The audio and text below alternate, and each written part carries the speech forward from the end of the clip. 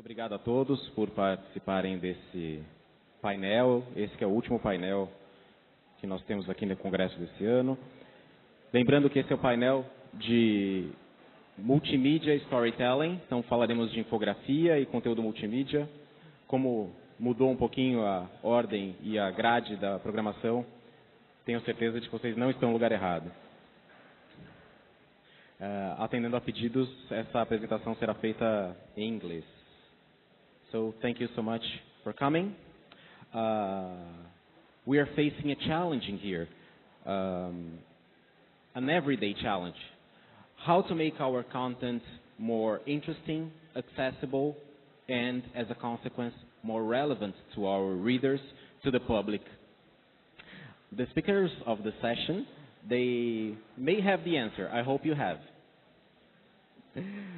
Well, today we have the chance, the opportunity, and the privilege to listen to two of the world's great multimedia storytellers. First here, Amanda Cox. She's a graphics editor of the New York Times. She earned the master's degree in statistics from the University of Washington. Several awards that I won't list here, so she won't be embarrassed. On her side, Mariana Santos, or Mary Santos, as you may call her, is a visual storyteller. She's Portuguese, and she's a citizen of the world, actually, with a large experience in storytelling, especially with her outstanding work with the Guardian newspaper from London. So the dynamic's simple. First, Amanda starts. Mariana starts. She speaks for 30 minutes. Then Amanda's turn, and later, the last half hour, you may ask questions and ask them everything about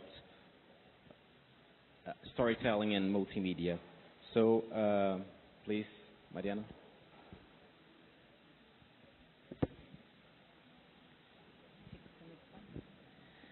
Olá, bom dia. Eu sou portuguesa, de Portugal, não do Brasil. Me pediram para fazer essa apresentação em inglês, então eu peço desculpa para os brasileiros e espero que possam escutar.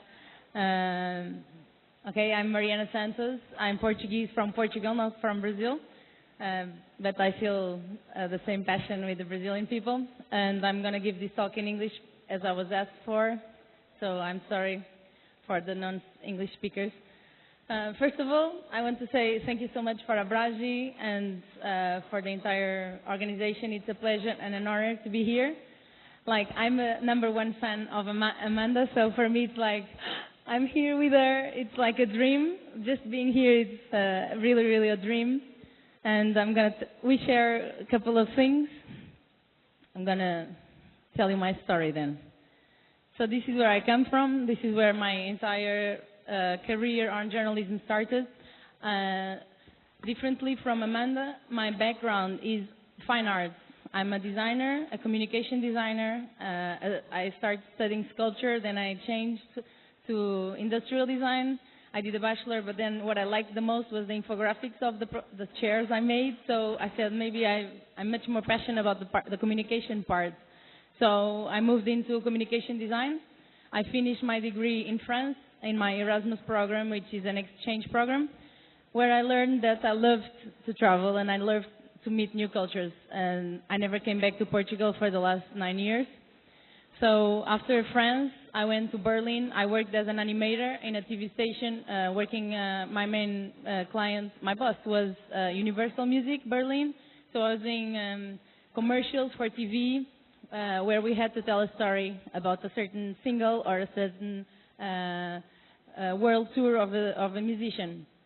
So that's where I learned how to do animation, and I fell in love on video production. Then I felt the need to know more about online. I knew a bit, I had my website, but I was very basic. I didn't have any contact with technology, and I thought that was a brand new world that I could never go in.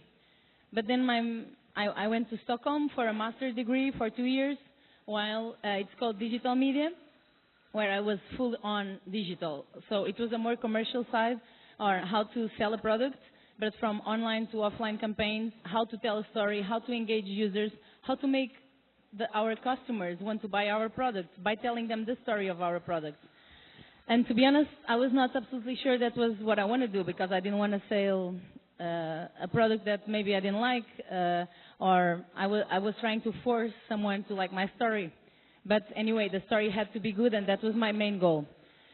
One of the projects of my school was, okay, what's the future of technology? And as a designer, I really wanted to work with technologists and developers so they could make my designs, make magic to my designs, so they could move and interact. I'm obsessed with interaction, being it a physical and a personal level, as that's why I love new cultures, and online as well, which is how can we transcribe the world, the real world, into the online to make it so intuitive that the kids, the sons of the guys that have kids here, they start doing this in magazines, and because they are used to the iPad, for instance. How can we make this so natural so people don't have to think to consume our story?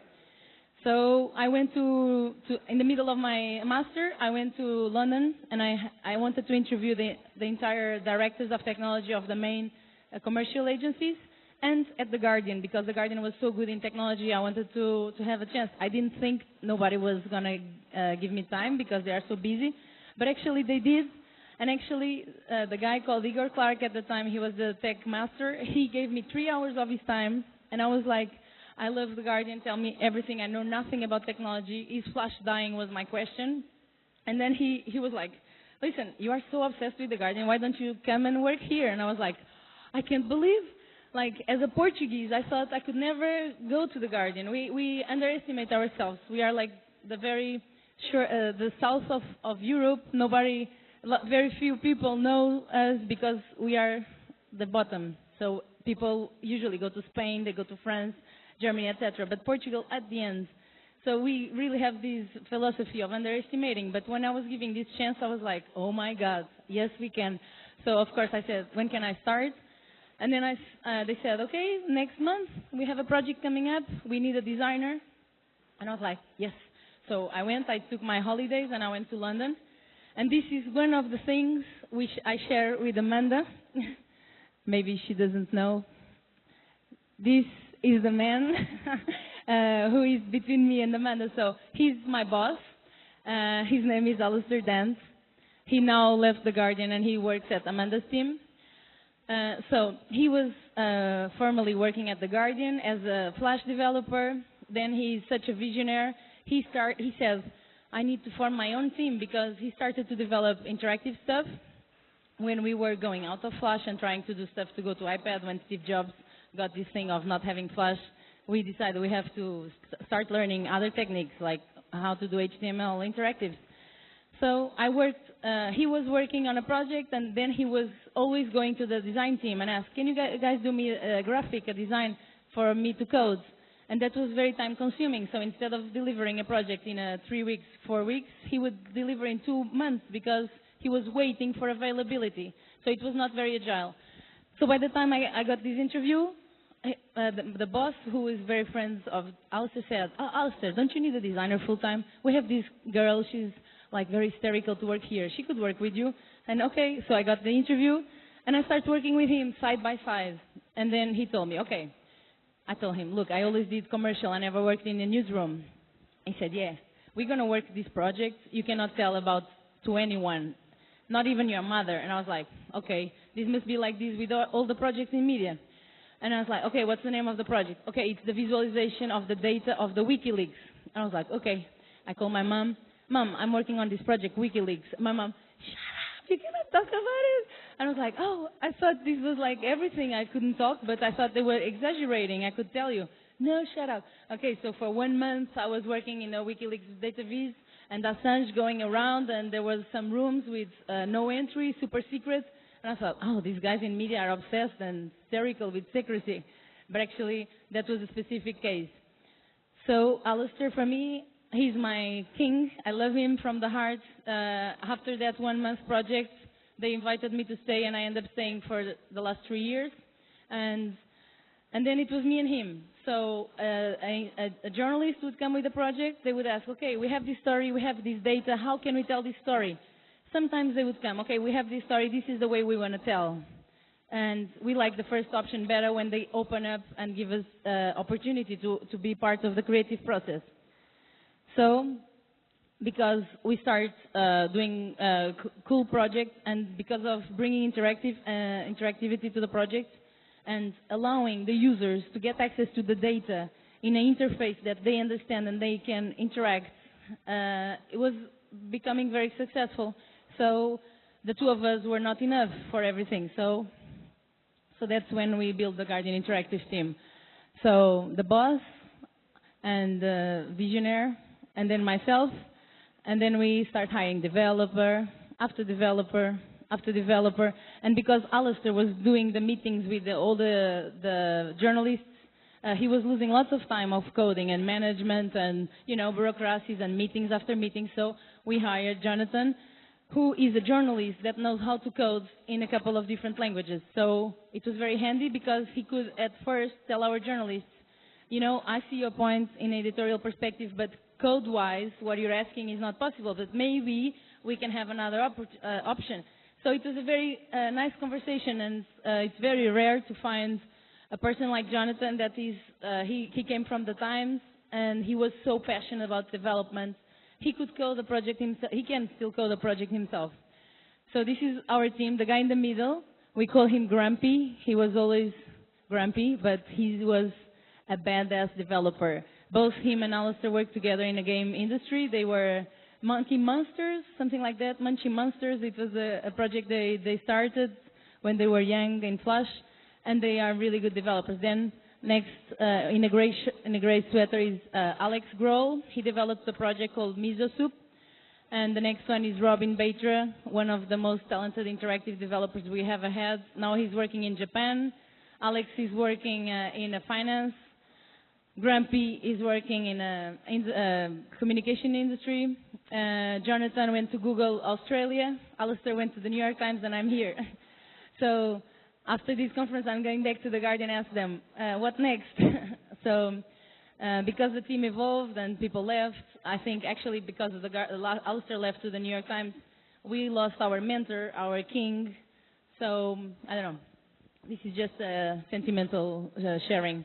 Anyway, this setting was amazing, and the way we work and we developed this practice over the time was that, okay, the journalist would come with the data or with the story or with the content that they wanted to tell a story with. And then myself in the design part and the guys from the developers, we all sat together and tried to come up with a way of telling a story that could be meaningful to the users. Because sometimes we have big data sets that for us or for analysts of data are very meaningful and they tell us a lot of stories. But we cannot expect that a normal user that is not a data analyst would understand and be as engaged as we are in the data. So how can we tell this story in a way that users can understand, can consume, and can actually embed this story in their talks and in their comments? At least that's the way The Guardian likes to work, is inviting for comments. We have this motto which is comment is free, which is after we put the project live, we open the comments, and the most interesting part is the reaction of the users, both to give us feedback and tell us how bad our things are so we can improve, and then to share ideas about the topic. That's very, very interesting. That's why as well, Alan Rusbiger says, our editor-in-chief, how can I charge for The Guardian if we say comment is free? We want people to comment on our stuff for free. How can we sell them our content? So it's kind of a mindset that The Guardian has to involve the users as much as we can. So let me tell you about a couple of projects. This is the government spending. Every year we have this data. And we have access to this data because the government of UK puts this data live. It's not you cannot see very well, but this is our all PDFs of different departments of the government spending. And every year with a crisis specifically, we get cuts. And for instance, if you have kids, the school money is less and less, and you have to pay more. Or if you are elderly, the pensions are even less. And so it affects everyone in their own ways.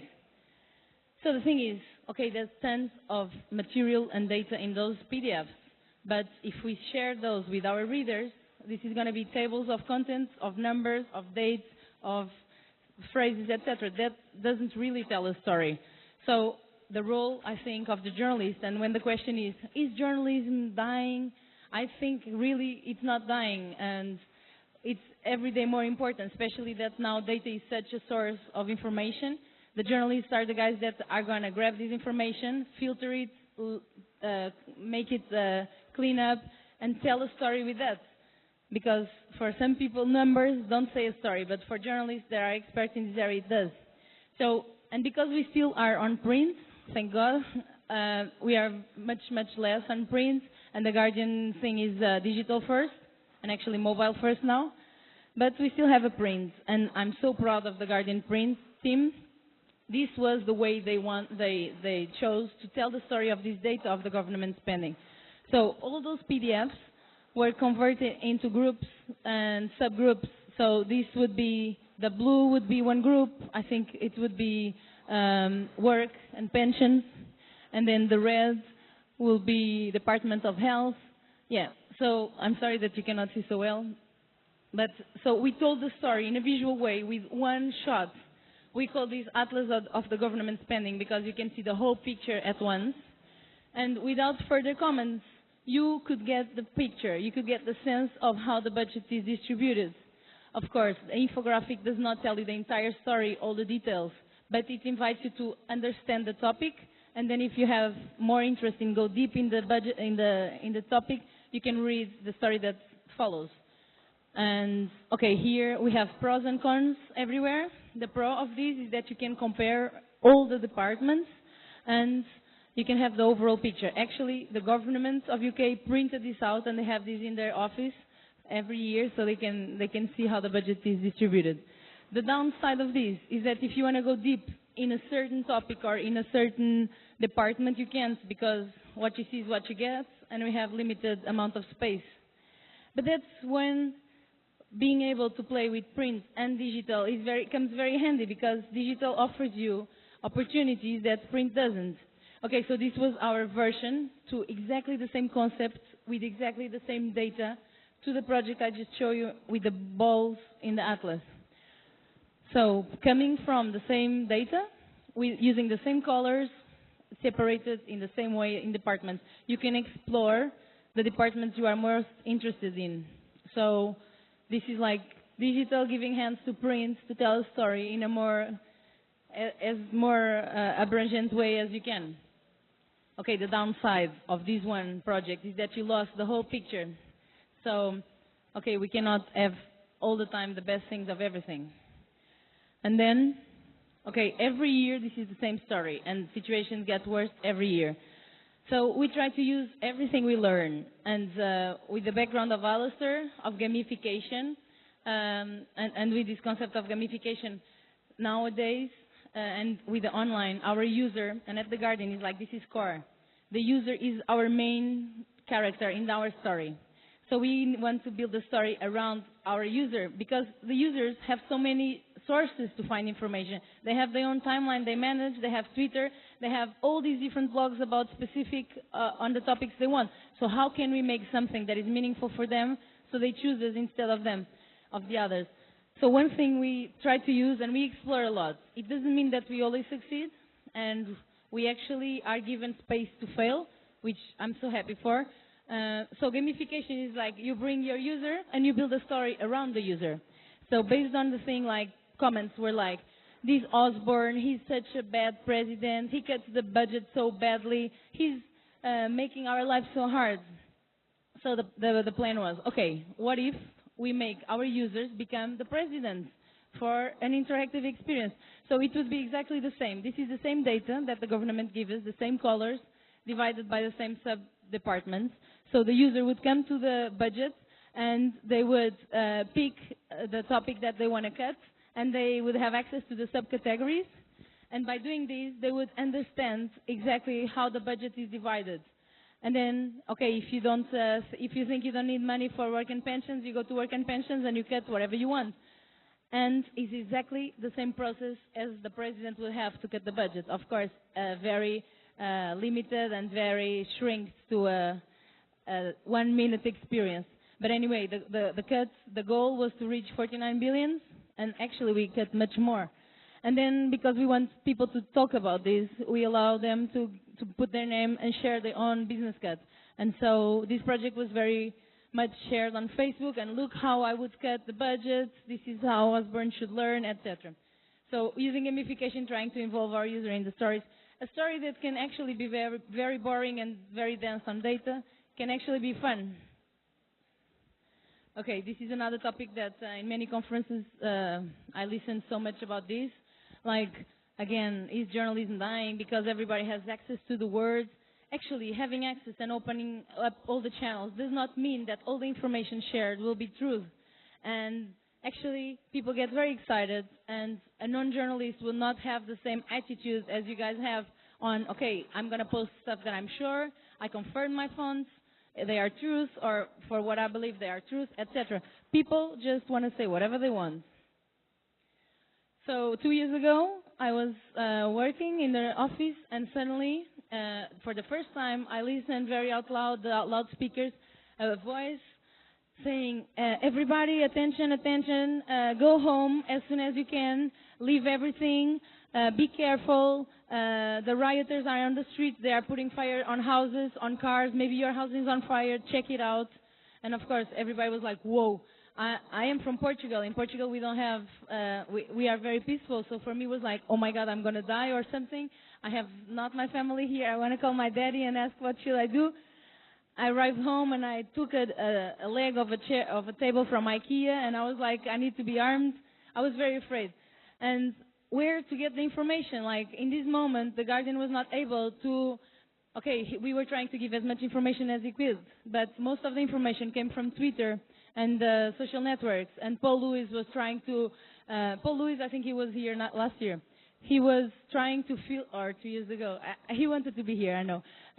He was like trying to filter all the information and post what he was proven to be right. But actually, it's very hard. It was the most tweeted event ever in UK. We had 2.6 million tweets on 3 days. So how to get information? Like there was a tweet saying, if you would look for London riots, there was a tweet saying, okay, the rioters went to the zoo, they opened the cage of the tiger, and there's a tiger in Primrose Hill. That was where I was living. I was like, am I going to be eaten by a tiger? Like it was a bit of a chaos. And I didn't have a way of confirming, because then I tweet, okay, where is the tiger? And people would retweet, okay, here's the picture. And there's a picture of a tiger in the street, and I was like, okay, this is true. And then actually, a few days later, we saw that the picture was from a tiger in the streets of Italy a couple of years ago. But of course, in the middle of the excitement, you don't have the chance to see if it's true or not. Another one was London Eye is on fire. And one after the other, we thought, people are getting crazy. This is going to be the end of the world. And they put a picture of London Eye is on fire, and we, all of us believed. And we wanted to call people that were in the London Eye to check it out. Of course, within a couple of hours, we have all the answers. But until then, we struggle. And that's what my point is. Just because the channels are open does not mean everything is true. So we try to think, okay, how can we get people's comments and people's opinions and articles about what's happening with a bit more of filtering, that we don't have to have such a hard time making sure it's true. So Simon Rogers built this Google map that a user could come in and enter. So basically you have to log in on The Guardian, which is a step more, which stops lots of people from just spam. So you would sign in and you would say, okay, in my street, this is happening, I have a picture, and give me a description. So we start putting the journalism articles on a map after we confirm them. After the third day, we start posting, we post a note on a page with all the articles that citizen journalists send it to us, and that were confirmed and that were the most meaningful. But then what? Okay, after that, after a couple of weeks, we were still a bit like crazy, and Paul Lewis had saved all the tweets. So we called DataSift, which is a company to record tweets. As you know, after a little bit of time, you don't have access to very old tweets, but you have a possibility of store them, so you can use them. And in this case, we store them to do an analysis after the riots. So what happened here socially? What's happening? People use the words. but they used it inappropriate. So we try to study in as well an anthropologic way, like what is happening. And everything started with blackberries. People start saying, let's put fire here and there, and there was not a specific reason, but insecurity, and people were unhappy, etc. So let me just show you a film that explains exactly how we did this project.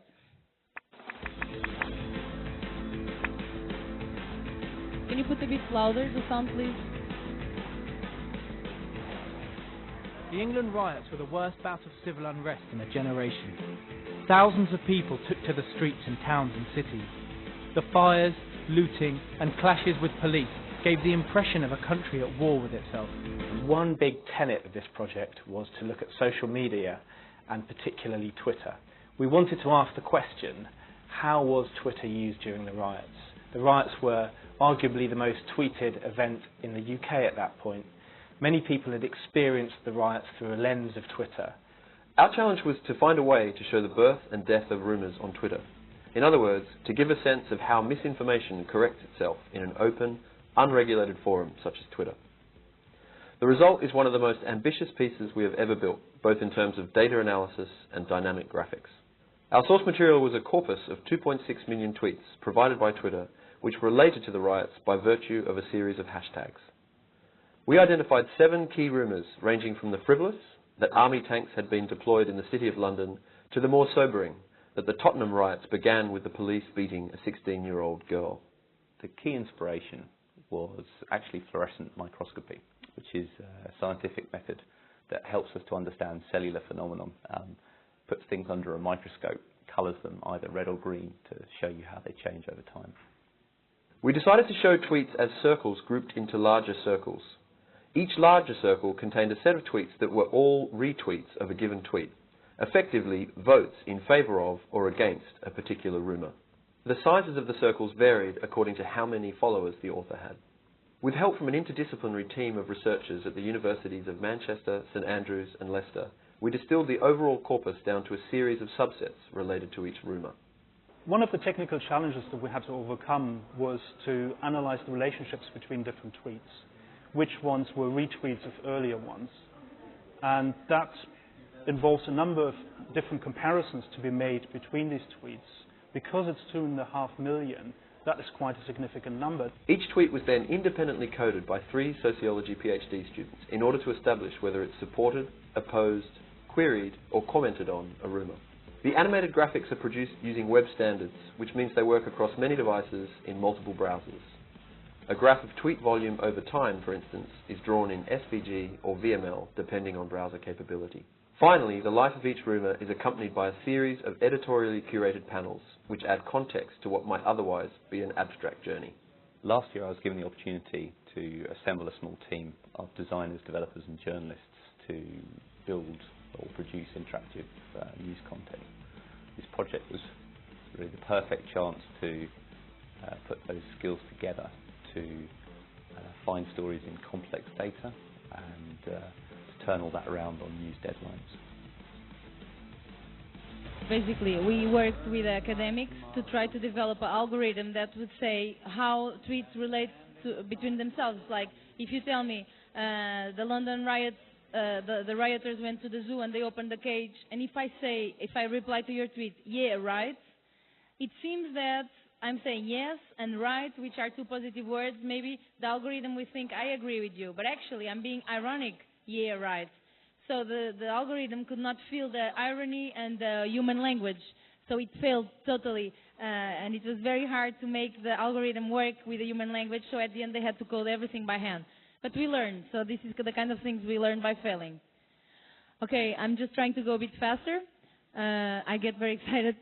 Travel network, for example, travel stories are the oldest stories we are used to check before we travel. We go and we check what's there for us to see in New York, for instance. We work a lot with local bloggers from all around the world, and sometimes we do print stuff, which I jumped, which I think is not so proactive to the user. If we're not going to New York the day we buy the paper, maybe the information we get as a cultural thing, but maybe when in a year's time when you go to the place, that information is either old or we lost the paper. So we started to try to get those information from our bloggers to make it online. And we developed 60 guides, which were a combination of what to see with a bit of editorial content. And then we had a very good acceptance, and we started getting commercial deals like this, for instance. The beer, Cobra beer in Mumbai, they asked us to do an interactive about Mumbai because British people are very good tourists, so in India. So we developed this with local journalists and filmmakers, not only to tell what to see, where to eat, as well a bit of content, editorial content, for instance, a video of a girl going to eat a sandwich in the street. I've ordered 2 sandwiches with all the fixings, so absolutely everything that they put in. He cuts the corners off, you know, the crusty bits, and he butters them liberally, and the green chutney. So I personally think that now to bring a bit of the commercial edge inside the editorial, because I think the editorial is still at the top of their interest. It's the most interesting thing for brands, is to get connected to editorial side. And if commercial can be sold in an editorial way, not manipulating the editorial final product, I think that's a good sustainable model for journalism online.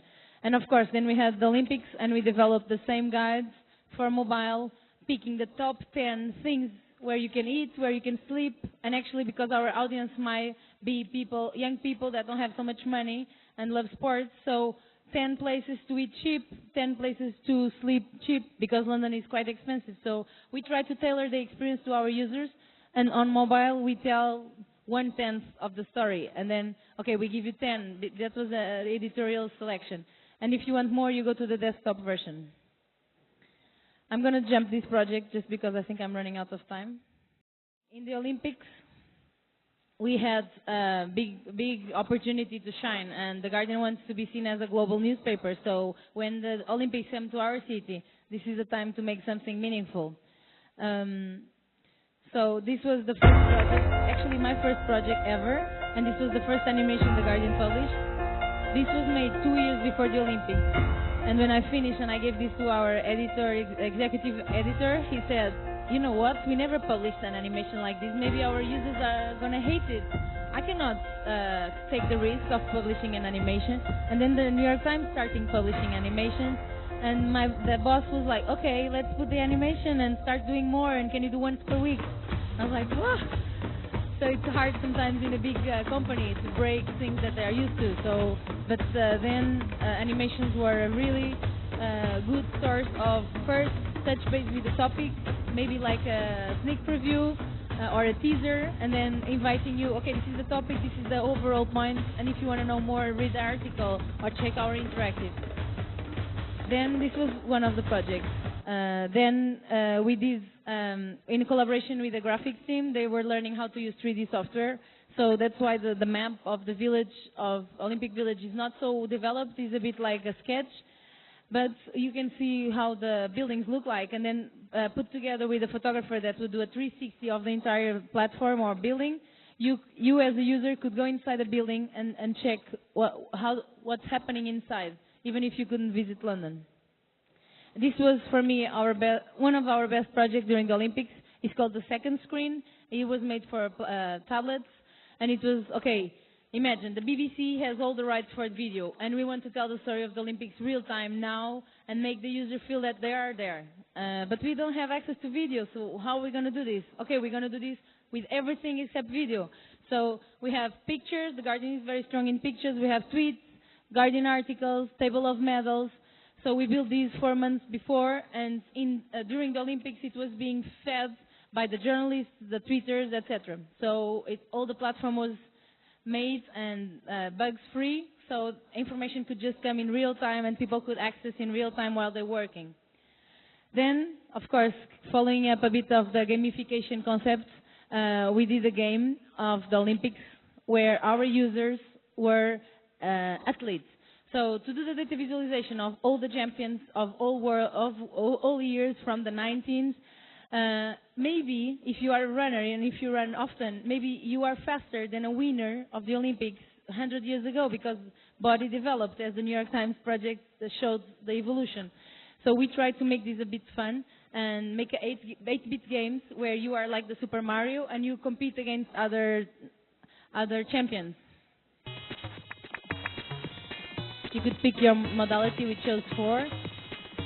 And then there are some concepts we wanted. We wanted people to share this crazy, so go viral.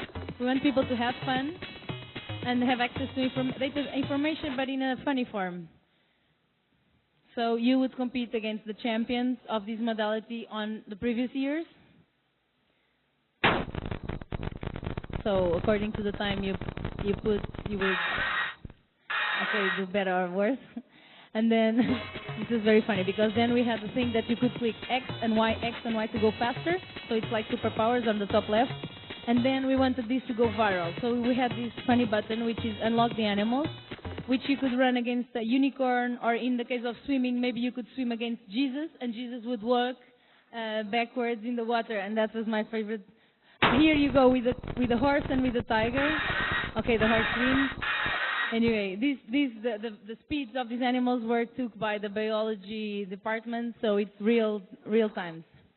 The last project Alistair did with us it was when the design responsive design came, and we wanted to try everything as soon as we could. So let's do an interactive about Oscars, because Oscars is something that really calls people to the Guardian, like what film should I see from the upcoming season? And then we thought, okay, we have a journalist from the movies called Catherine Short. She's as crazy as clever, and she knows all the traditional and the films, the classics, and she has access to the films before they are launched, obviously. So we said, okay, actually Alistair said, let's do a grid of classification where you can classify within 10 topics that you can come up with. Can be terror, romantic, fun, and can be other topics like boring. And you classify 1 to 5, all the classics. Like let's pick 50 classics. And the upcoming films that you already seen, you're going to classify them as well. So when a person comes, what film should I see? We say, what films do you like? What films do you don't like?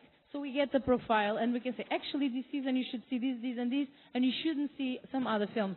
So again, putting our user in the center of the experience, just quickly showing how it works.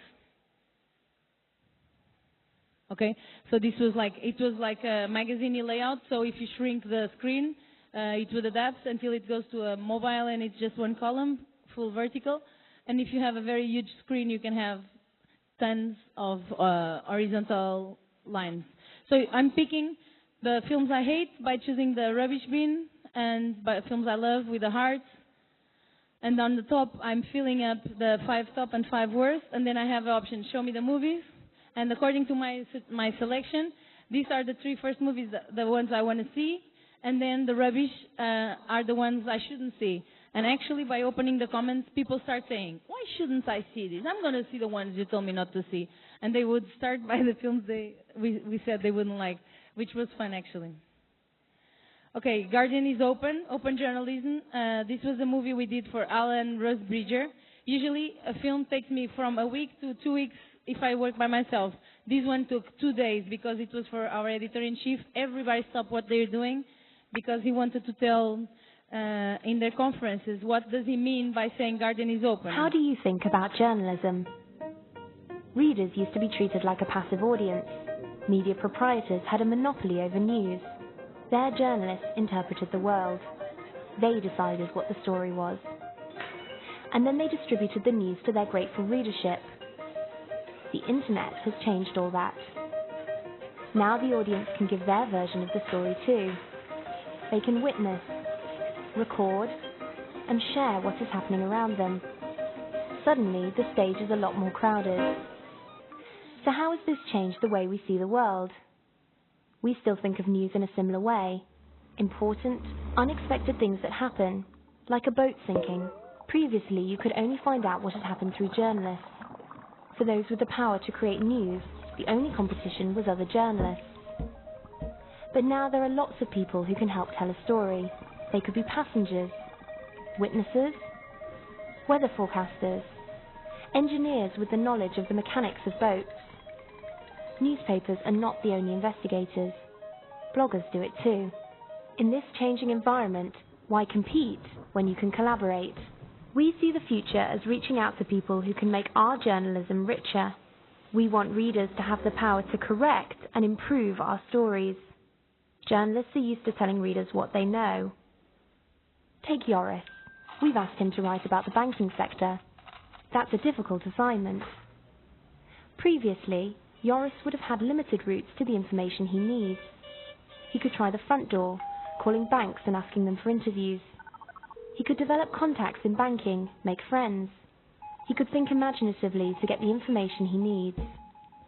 Joris still does those things, but he's also doing more. He's being open. He's telling people about the big gaps in his knowledge, and he's asking for their help. He's saying, who knows more about banking than I do? Can you help? Who knows less about banking than I do? What would you like to know? Lots of people are starting to help Joris. He's developing a community of people collaborating with his journalism. We hope that through being open, we can develop communities across The Guardian. Take sport. It used to be that just a few people in the crowd could write the match report, reporters, but lots of people have interesting ideas, and now they can share them. In this new world, why would we only give you the perspective of one reporter? Instead, that journalist can curate the best contributions from around the world. We hope it means better journalism, which improves over time. Open journalism is not the end of the story. It's the start of a conversation you can be part of. Well, this is why The Guardian is open. And there are some other conclusions. Now I'm working as an International Center for Journalists, a fellow. And the goals I'm trying to share among the Latin American newsrooms is learn by doing. If they see snowfall and they want to do something like that, if we try to break down the process, they actually can reach that. But their first reaction is like, no, this is just New York Times, we will never be able to do so. But actually, by breaking the process, we can start learning how they did it and actually try to do them themselves. So that's what I've been doing. I'm trying to make people in Latin America embrace failure. It's okay to fail if you don't know something. If you are going to do a new project that you never use the technology, maybe you have to fail to learn what you can't do. But it's important to have the availability and freedom. Now I'm living in Costa Rica, but I'm working in Colombia, in Chile, in Argentina, and trying to let them allow themselves to fail because it's very important. Okay, and this guy is the guilty. His name is Miguel Paz, and he's from Chile. And he's guilty by the success that Chicas Poderosas, which is my group now. I'm starting this group, which is a training group where I bring people both from the New York Times, from the Guardian, Boston Globe, Washington Post, everybody in my network that I have worked with and that I know they do good work. The entire process from investigative journalism, from the point of what should I investigate, how should I investigate, how to scrape data, how to clean it, how to code it, design-wise, how I'm going to tell this story, interactive user experience, user interface. So all the process until we deliver to the user and actually social management to see how users react to it. I try to bring a person from every part of the process into Chicas Poderosas events. We've done, the first one was in Chile. The second one was recently, Pura Vida is the motto of Costa Rica, and we had one there. The last one was 1 month ago in Bogota, and I had the help of the Ministry of Technology because they want to develop Colombia. And these were just the 3 first ones. I have a full schedule for next year, so all Latin America countries I'm visiting and the journalists I'm meeting, they see the value of learning the entire process. Not only just I cannot come up with the investigative part because that's not my expertise, but I can bring, for instance, Janina, who is my boss. I'm working at Nacion, and I can bring her and she can give a workshop on how to do it. And at the end of the event, we usually do a hackathon or a collaborative work between people like Janina and people from the New York Times, etc., with the people that we are working with, being it journalists that are finalizing their studies or actual in-practice journalists. So my conclusion of this story is that if we want to embrace digital journalism and storytelling, we need to reinvent ourselves. We need to bring the human feeling to the internet. That's what I deeply believe in. And thank you so much. Muito obrigada. And I pass the word to Amanda.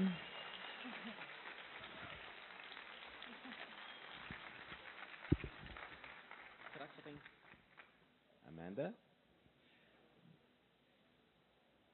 Your microphone is here. Alô? Alô, alô? Your microphone is here. Good luck.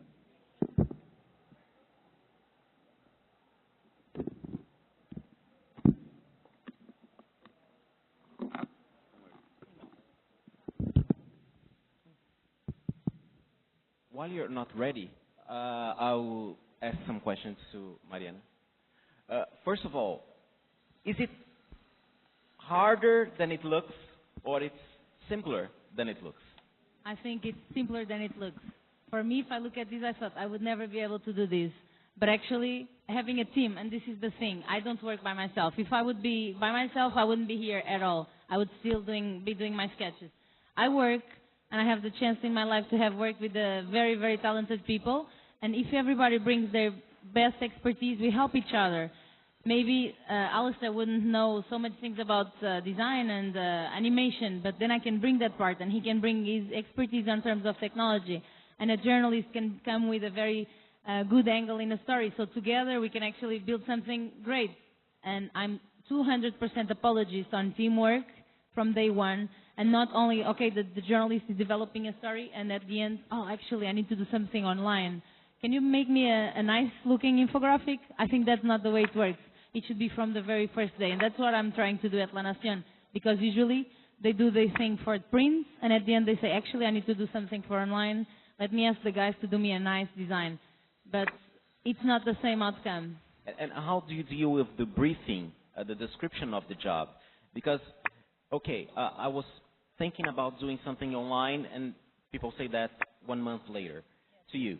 But how do they ask you the job? And how often do you listen, well, it was not exactly what I was expecting? Okay, first of all, there's not a briefing. Nowadays, there is okay, we have this story. What can we do with this? It's an open briefing. And then usually, my team and myself, we come up with a couple of ideas. Maybe we could have 4 or 5 ideas. And I design everything by hand. To begin with, it's very analogic, by hand. And then I show to our editors, okay, these are the ideas. We could do this map based in timeline, or we could do this exploration of data, or we could do this animation, or we could do this user-generated content. And then usually the editor has the last words, and he picks whatever he wants, and maybe we take a bit from this, a bit from that, stuff that we like.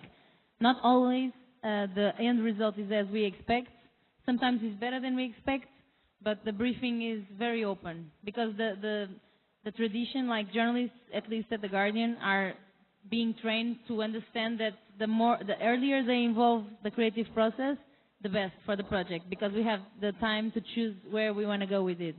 So do you believe it's completely necessary that this multimedia team has a reporter or a journalist to collect data? In my point of view, yes. In Latin America, I see designers doing the data analysis, the data research. I never did the data research myself because I always had journalists to do it. And usually they come with a story, and I can focus on design for other projects. So in my opinion, yes. You work in a large newsroom. We have here people from large corporations and medium or small newspapers. How do you deal with managing time and tasks? Because some of what you've shown is breaking news. For example, the riots. Oscar is not breaking news. So you have more time to plan and to develop the project. So how would Guardian divide the time and the priorities to be able to cover the breaking news and to develop more sophisticated projects, not so breaking news? So in my own team, in the interactive team, we never do breaking news, because our goal is to use the last minute technology, the last thing that came, and we have to test it, we have to debug it, so no way we can do breaking news. But we have 3 teams. We have the graphics team that can do a graphic in an hour, up to 3 hours to breaking news. We have a design team which does the online design, and they can do 1 to 3 days interactive, and then that are like from 2 weeks onwards, up to a month. So we don't do breaking news in our specific team. Okay, so Amanda. Good. Thank you very much. It's a pleasure to be here. I have two disclaimers before I begin. And the first is I think of myself more as a data visualization person than necessarily multimedia. So a lot of the work that I show you today will be from some of my colleagues on the graphics desk and other people throughout the newsroom. The second disclaimer is that a lot of it I think of as more explanatory in nature than necessarily investigative, but I think probably a lot of the principles are the same. So to start, I have a little bit of like kind of a demo reel of the sort of work that we'll talk about today. It's quick.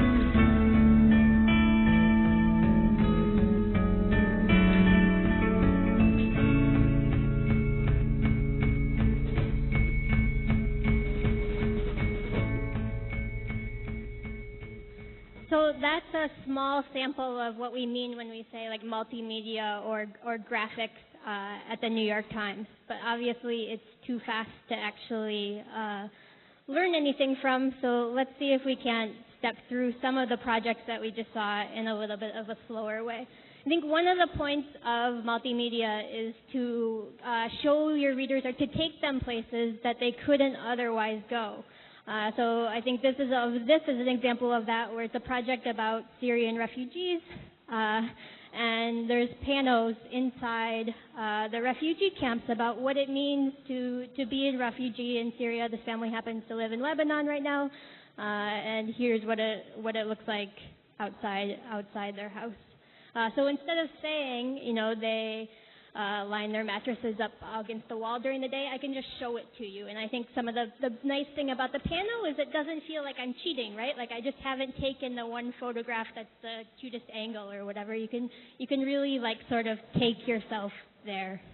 Another example I think of using multimedia to take readers places they couldn't otherwise go is something that we tend to call like a before-after slider, and we use this in the response to a lot of sort of large-scale disasters, whether they're earthquakes or tornadoes or whatever. And so this is after the earthquake and tsunami in Japan. So this is what the town looked like before, and then this is after. And I think you really feel that destruction in a way that you don't necessarily feel it if I only show you the after photo, and I tell you there used to be people living here, and there were buildings, and there were houses. It's not all serious, some of this work. This is an example of something from the Olympics maybe 4 or 5 years ago, where one of our graphics editors took a camera up with a diver and said, hey, what does it look like if you were to stand on a platform, right? Like how do you feel that experience, right? This is a place that most people are never going to be able to go, but with multimedia we can take them there. We can share it with them in a way that you couldn't without it. So that's an example of something, our graphics editor went to Beijing and he took the camera up to the platform, but I think also multimedia happens with your readers' experiences as well.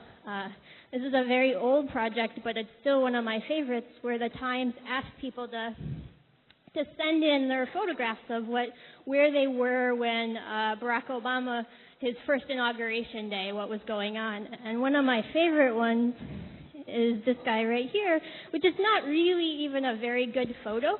But I like the fact that we can see what was going on at the South Pole Station in Antarctica on Inauguration Day. Like, even an organization with the size and the resources of the times, you're never going to send a photographer to Antarctica. One, because they'd have to stay there for months because the ships don't pass or whatever. But more than that, I think you can see places through your readers' experiences with some of this that you were not going to be able to go to yourself.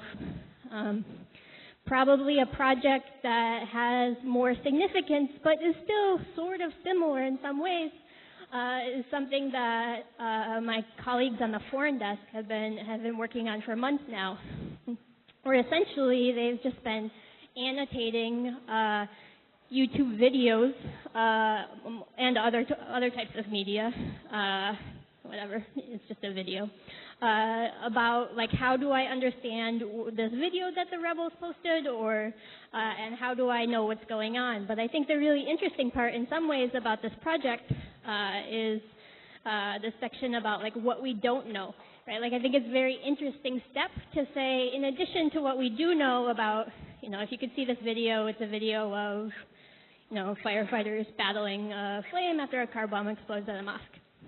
So they break it down every time into both like what we do know and what we don't know. And I think it's really a very interesting project, both for that reason and because in some ways we're living in an age now where it's the first time that you can kind of view war in real time on the internet, which is a pretty crazy thing. And then this annotation helps you understand, if you're not an expert in what's going on in Syria, how do I understand, you know, who the group is that posted this video, what their biases might be, and what is unclear about it. I think that sort of level of annotation is probably something that happens, and probably the multimedia that's closest to a lot of investigative projects, where it's just kind of a document and you want to explain that to your readers. And so we do a lot of this kind of just annotating of documents. Here's, you know, not a secret document at all. It's actually a Supreme Court decision, but it's, you know, it's 150 pages long, and it's written in legal language that is maybe not the friendliest language to parse. And so we just go through and say, here are the pages to pay attention to. So on page 66, you want to make, here's what's going on, and look, and if you click on that, you can get more, and you can see the full document a lot. We do a lot of that in different types of ways.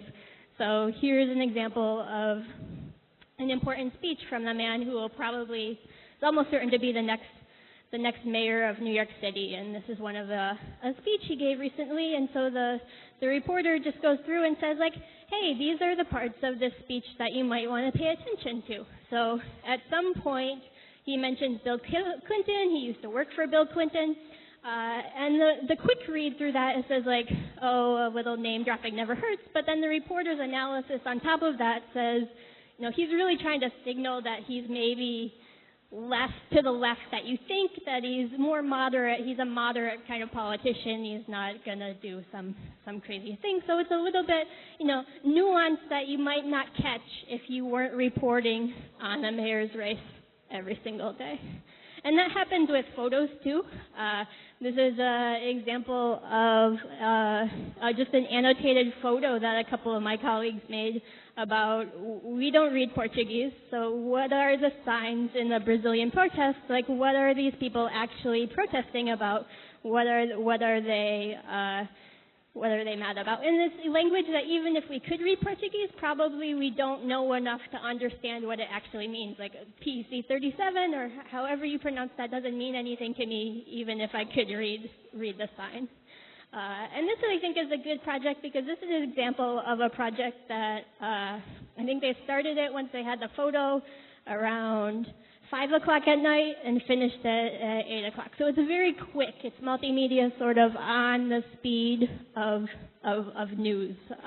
You know, it's a two-man kind of 3-hour project. It helped that my colleague Sergio is from Brazil, and so he speaks Portuguese, so that was a huge assistance in this project. But it's just kind of the idea of, can I annotate a photo such that my readers might understand it.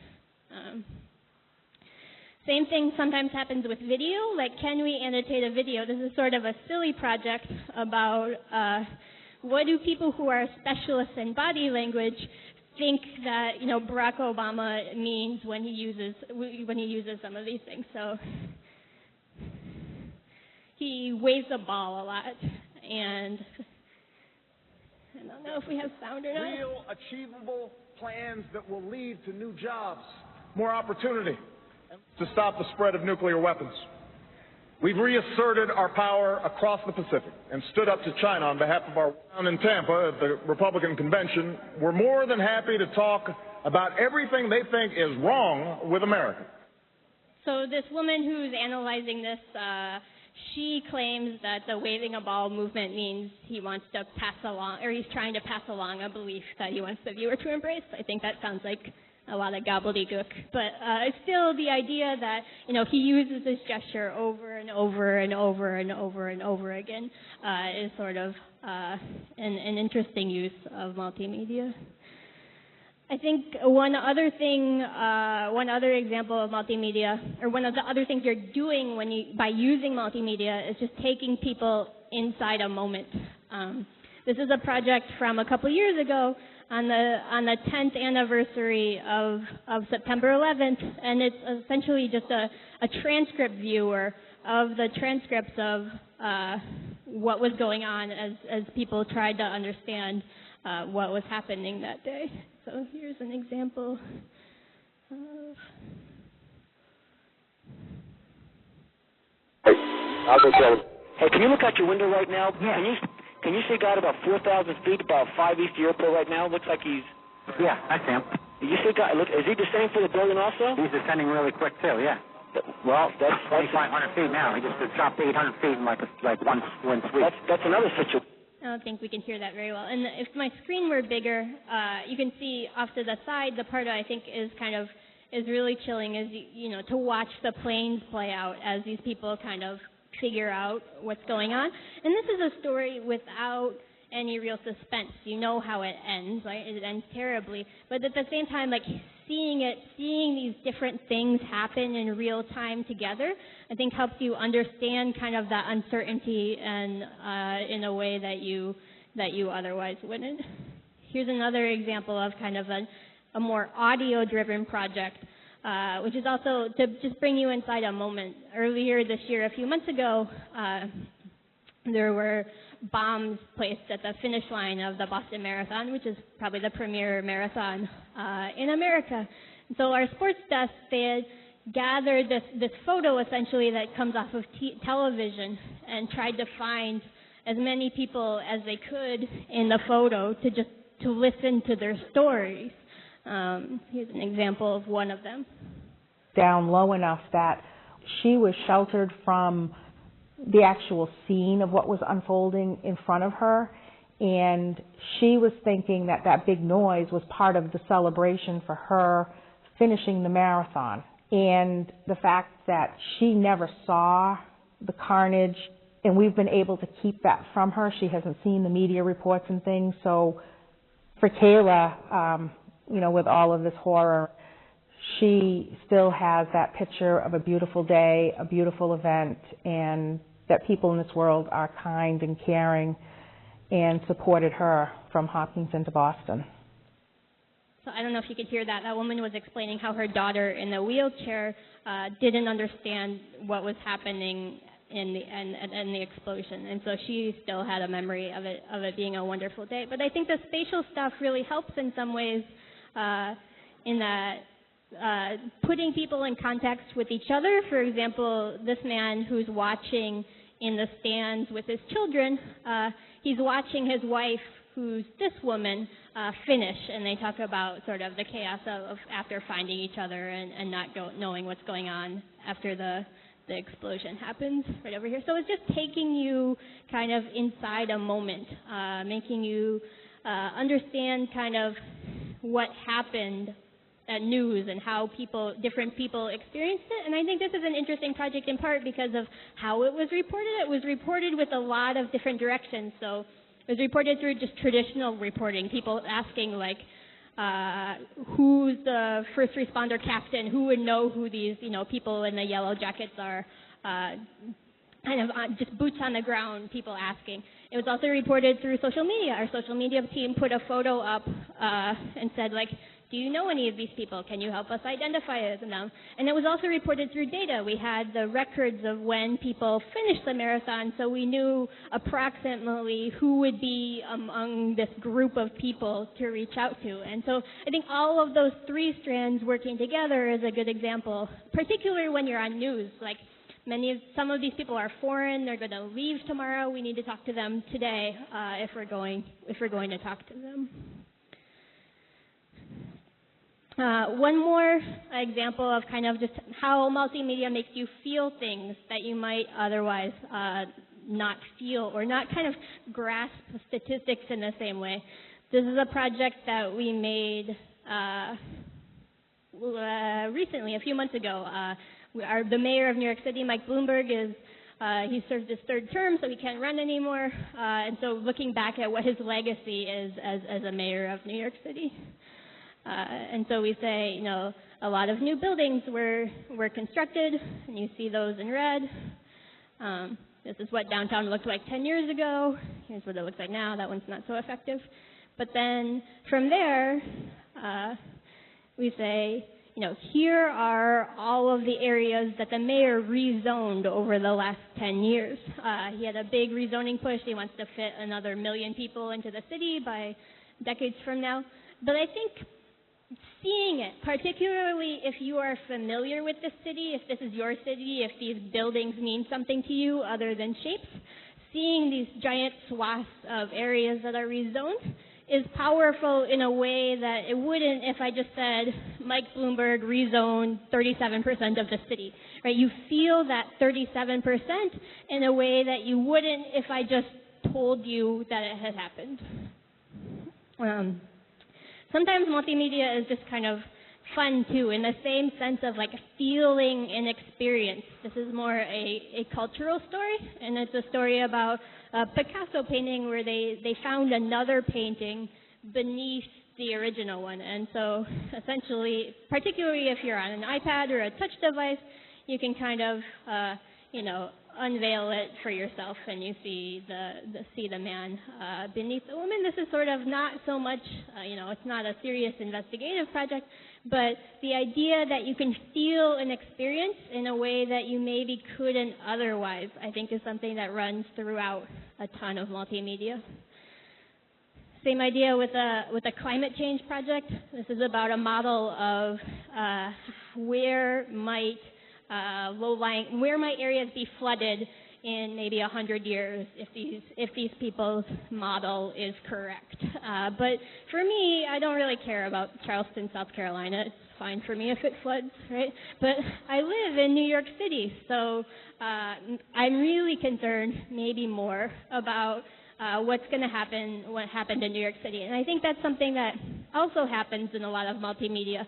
You let your readers find something that they care about, that they're attached to in a way that, if I live in Seattle, I really care about what happens in Seattle.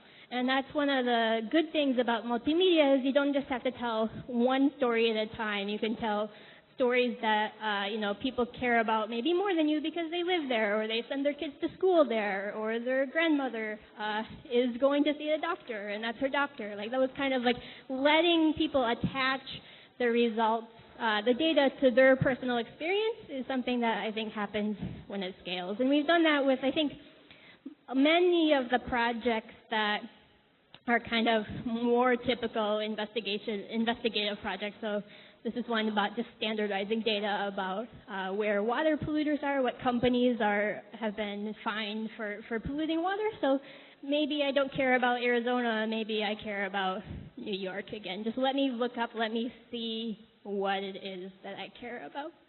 But I think when you do these things, I think when you make projects that are really about letting your readers look up what you care about, you want to be really clear in your head that that's what I'm trying to do. Because I think there's a giant spectrum of multimedia. There's this kind of thing where I assume you have enough knowledge that I can just kind of shoot you off to find out, to look up something you care about, essentially. That here in a project like this, the burden is largely on your reader to find what's interesting, or to find, just find find a company they have heard about, essentially.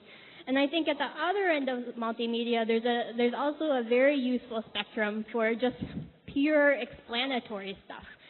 Stuff that's not about something your readers have any way in or any familiarity with at all. So here's a recent project just explaining what the Higgs boson is. He just won the Nobel Prize in Physics for stuff that mortals don't understand at all, right? It's fancy, very fancy physics. And so this is an attempt to explain it through metaphor. So it just steps you through. We're going to use a field of snow, and maybe what a skier is like, or a snowshoe. She'd be a woman who walks through snow on snowshoes will be slowed by the snow, and in boots, a man would be plowed along, and birds don't care about snow at all, right? And so, this is just an extended metaphor with these sort of animated drawings to try to explain what these particles are, what quarks and protons and neutrons are, in a way that I think this metaphor, if you're just going to try to do it with words, it'd be a lot more difficult just to keep in mind in your head what all these words are and how they relate and whatever. And instead we say, photons and gluons, they're kind of like the bird. And it's like, okay, I got it. That sort of makes sense to me. They're massless. They aren't going to affect this thing. So it's essentially, in some ways, the exact opposite of the explanatory stuff, or the exploratory stuff, where it's essentially you're on your own, just look up, find something that you care about.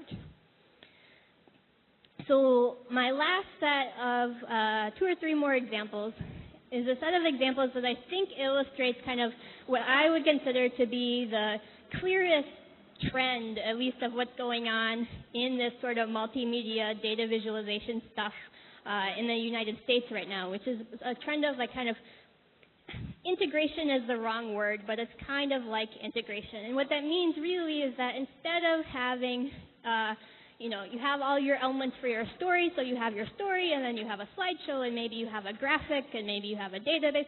Instead of putting them all on their own page and linking to them with each other, you try to take them all, package them together, and create more of an experience out of it. And so the most well-known one that's been done at the Times is a project it's referred to as Snowfall. It's about some skiers who died in an avalanche. And the first page of Snowfall gets a lot of press. But for me, I think the most effective part of Snowfall, maybe this won't work on the screen. We'll see.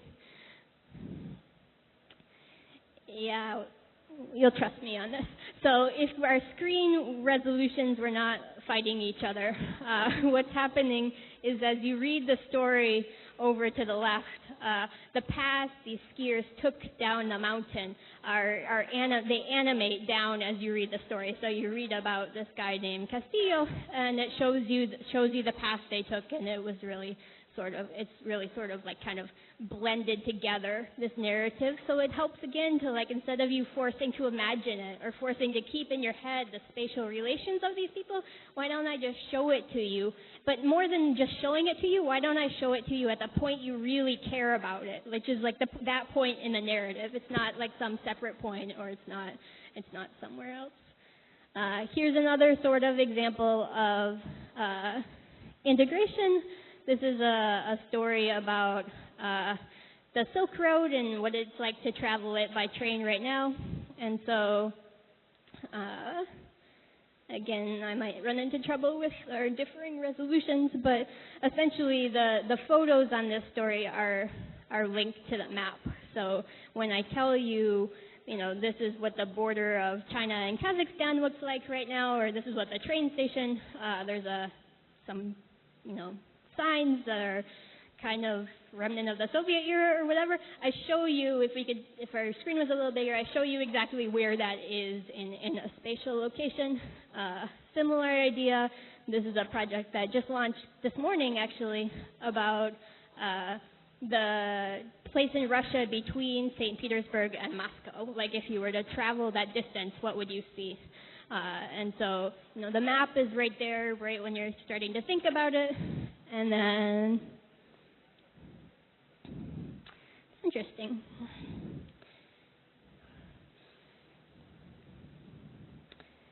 Let's see if we can get this right. As you read the story, the text it shows you where you're traveling along that route in between the two cities as you integrate kind of between the stories. And we do this more with, I think, data visualization-ish projects now too. Here's an example of one that's about essentially poor kids' chances. So if you grow up poor, what's the chance that you end up rich as an adult? And so in the South, it's not very good. If you grow up poor, there's only a 4% chance that you end up rich. But if you grow up in some of these are like oil fields here. So if you grow up in this oil field country, the chance is much, much higher. And so instead of separating this map from the story and making people wonder about why is this story reported from Atlanta, we just show you the map with the story. And then as you scroll along in the story, there's opportunity to look up again what it's like in the areas that you care about. Like maybe you don't care about Charleston, West Virginia. Maybe you care about New York City. So, if I grow up poor in New York City, there's a 10% chance I end up rich as an adult. And if I grew up rich in New York City, there's a 35% chance I end up rich as an adult. So again, this is just the idea of, can we take this multimedia stuff and put it in the place where it feels natural, where it makes sense in the story.